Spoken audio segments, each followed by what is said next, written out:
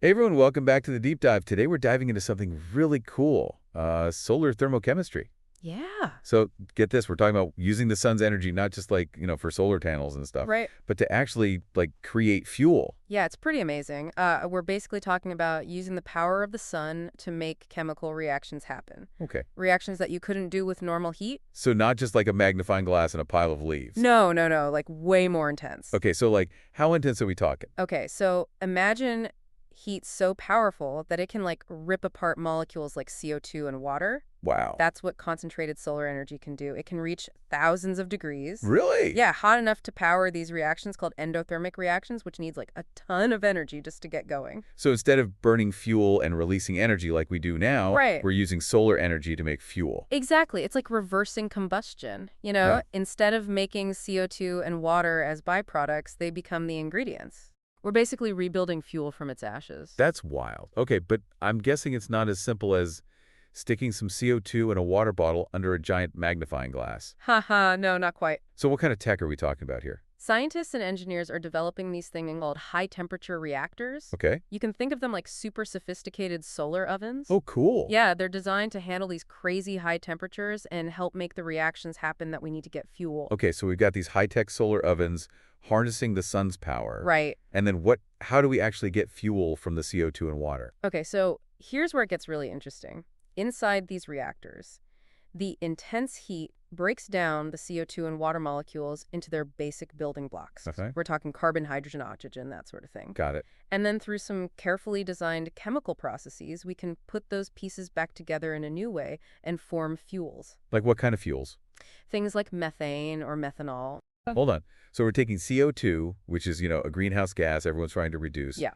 And we're turning it into fuel, just using sunlight. Pretty much. It's a total game changer. It sounds like sci-fi. I know, right? But it's real, and it's not just about making fuel. Okay. We're also figuring out how to store solar energy in a chemical form. So it's like bottling up sunshine. Exactly. You can use it later whenever you need it. My mind is officially blown. So it's not just about creating fuel, it's a whole new way to think about energy storage. This is huge. It is. But, we're still talking about labs and research, right? How far off is this from actually, powering our world? Yeah, that's the big question. We're still in those early stages, research and development, Right. figuring out how to scale up these high-temperature reactors to an industrial level. Yeah. That's the next big challenge. So it's a long road ahead, but it sounds like it could be really rewarding. It really could. We're at the beginning of something big. It feels that way. Yeah, solar thermochemistry is like a giant leap forward in finding sustainable energy solutions. Yeah. And that's what makes this so exciting. We're combining renewable energy with cutting-edge chemical engineering to find new ways to power our future. It's like a dream team of scientists and engineers all working together to solve, one of the biggest problems we face. Exactly. This is some exciting stuff. But I got to ask, what are some of the biggest challenges? That's a good question. What are the things standing in the way of making this dream a reality? Well, that's something we should definitely talk about. There are definitely some hurdles to clear. Yeah. But before we get into all that, I Okay. think it's important to just take a moment to appreciate how innovative this is. You're right. This is huge. We're talking about turning sunlight into fuel. I know. It's pretty incredible. All right, so now I'm ready. What are the challenges? What are we up against? Okay, well, like with any new technology, Yeah. there are going to be some bumps in the road. Efficiency is a big one. We need to make sure those high-temperature reactors are converting sunlight into usable fuel at a rate that makes sense, on a large scale. Right, We're seeing good results in the lab. right. But scaling up is a whole different ballgame. So it's not just like building a bigger solar oven. It's not quite that simple. Think about it like this. Imagine you're trying to bake a cake, Okay. but 100 times bigger than usual. Oh. You'd need more than just a bigger oven, right? Yeah. You'd need different equipment, maybe a new recipe, and you'd have to figure out how the heat and ingredients work together differently at that size. That makes sense. It's kind of the same thing here. Scaling up those reactors to an industrial level brings on a whole new set of engineering challenges. And I imagine cost is a big factor, too. Oh, absolutely. These high-tech reactors can't be cheap. You're right. The materials we need to use to build these things. Yeah. They need to be able to withstand those crazy high temperatures. Right. So they're specialized and expensive. Bringing down the cost is going to be super important if we want solar thermochemistry to be a real alternative to fossil fuels. Okay, so efficiency and cost, those are two big ones. What else? Stability is another big one. Okay. These reactors need to be able to run for years, Yeah. maybe even decades under some pretty tough conditions. We're talking intense sunlight, high temperatures, and potentially some nasty corrosive stuff. So like designing a car that can drive through the desert nonstop for 10 years. Basically, I have a tall order. Yeah, But that's the kind of challenge that engineers get excited about. I bet. Pushing the limits of material science, finding creative solutions. And honestly, that's where the biggest breakthroughs happen. Yeah, that makes sense. So there's a lot of work to be done, but it sounds like the potential benefits are huge. They are. We're talking about a clean, renewable energy source that could power our world without hurting the planet. That's amazing. And it's not just about replacing fossil fuels. Solar thermochemistry could completely change how we make, store, and use energy.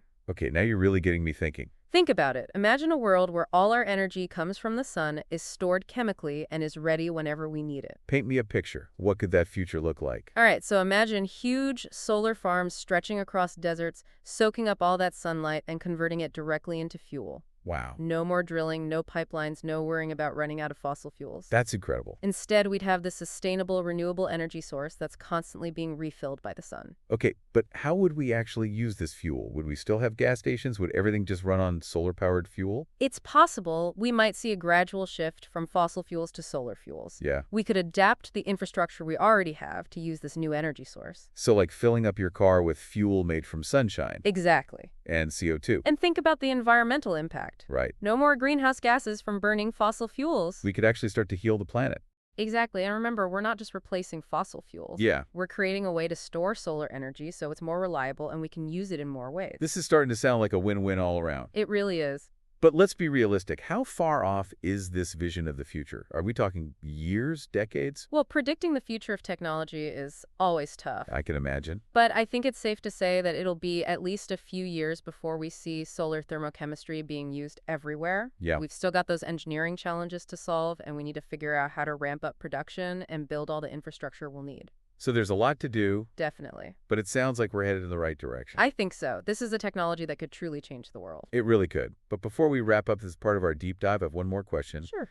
We've talked about using solar fuels to power things like cars and homes. Right. But what about other applications? Could we use this technology to make other chemicals and materials we need? That's a really great question. And that actually brings up another exciting aspect of solar thermochemistry. Okay. It's not just about fuel. What else? It's about creating a sustainable platform for producing all sorts of chemicals and materials. So we could potentially replace a lot of those fossil fuel-based processes we use now Exactly. with cleaner, more sustainable alternatives. Yeah, it all powered by the sun. So we're not just talking about fuel, we're talking about changing how we make a lot of the things we use every day. That's the idea. That's the idea. It's a pretty big idea when you think about it. Yeah, it is. So if we zoom out for a second, Okay. we're talking about a pretty major change in how we think about energy. Like, if this tech actually takes off, Right. what kind of impact could it have on the world? I mean, it's hard to really overstate the impact. We're not just talking about swapping one type of fuel for another. Right. Solar thermochemistry could completely change our relationship with energy, with the environment, even the global economy. So it's not just about reducing emissions, it's about creating a whole new system. Exactly. Imagine a world where energy independence isn't about where you are on the map, Okay. where countries aren't fighting over oil and gas, Wow. where the economic power shifts to the places with the most sunlight. That's a huge change. We've been so dependent on fossil fuels for so long. I know it is. It's hard to even imagine a world without them. It is, but solar thermochemistry, it's like a sneak peek at what that world could be. And it's a world worth fighting for. Absolutely. Cleaner air, healthier ecosystems, a more stable climate. It sounds almost too good to be true. It does, doesn't it? But the science is there. So what's stopping us? Well, besides all those technical challenges we talked about, Right. there's also the problem of just not enough people knowing about this. You mean like awareness? Yeah, a lot of people have never even heard of solar thermochemistry, and we need to change that. So it's not just about scientists and engineers working in the lab. No, it's bigger than that. It's about getting everyone excited about this vision of the future. Exactly. We need to spark people's curiosity and imagination.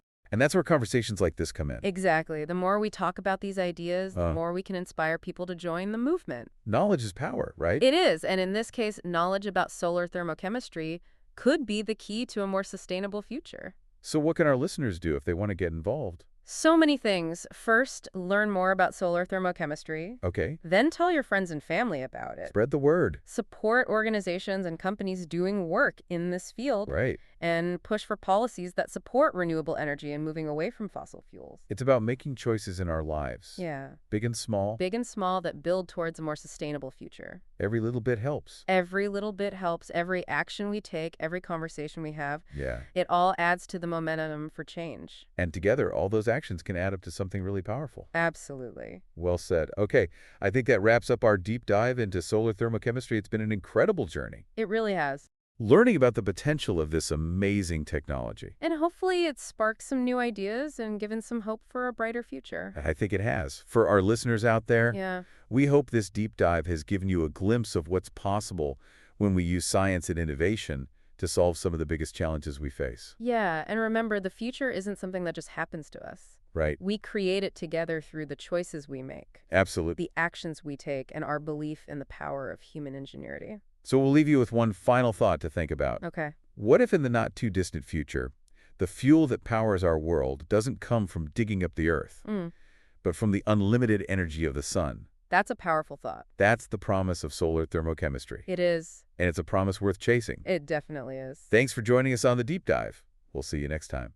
Yeah, it really is a powerful thought. So we've talked about how solar thermochemistry works. Right. But let's zoom out for a second and think about the big picture. Like, we're talking about a huge change in how we think about energy. Yeah, for sure. If this technology really takes off, what kind of impact could it have on the world as we know it? Well, it's hard to overstate the potential impact. I mean, it's not just about replacing one energy source with another. Yeah. Solar thermochemistry could totally change how we think about energy, the environment, even global economics. Wow, so it's not just about reducing emissions, it's like a whole new way of thinking about things. Exactly. Imagine a world where energy independence isn't tied to geography anymore. Okay. You know, where countries aren't dependent on importing fossil fuels. Yeah. Where the balance of power shifts towards places with lots of sunlight. That's a pretty radical shift. We've been so reliant on fossil fuels for so long. I know, right? It's hard to imagine a world without them. It really is. But solar thermochemistry, it's like a window into that future. It is, and it's a future worth working towards. Think about it: cleaner air, healthier ecosystems, a more stable climate.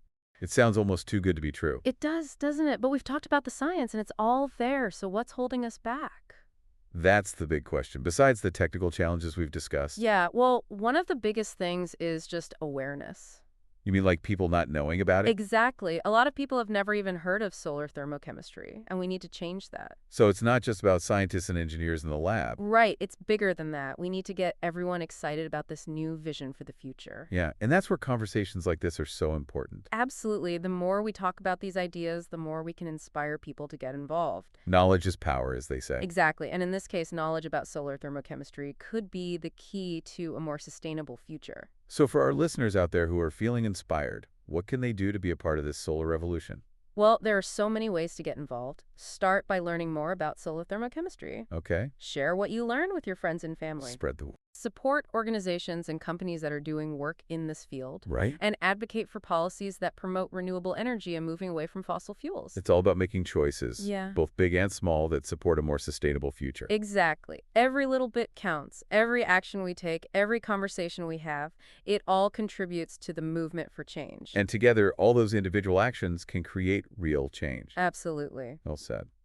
So I think that brings us to the end of our deep dive into solar thermochemistry. It does. It's been a fascinating look at the potential of this truly game-changing technology. It really has, and I hope it sparks some new ideas and a sense of hope for a brighter, more sustainable future. I think it has. And to all of our listeners out there, we hope this deep dive has shown you what's possible when we use science and mitigation to tackle the big challenges facing our world. Absolutely. And remember, the future isn't something that just happens to us. Right. We create it together through our choices, our actions, and our belief in human ingenuity.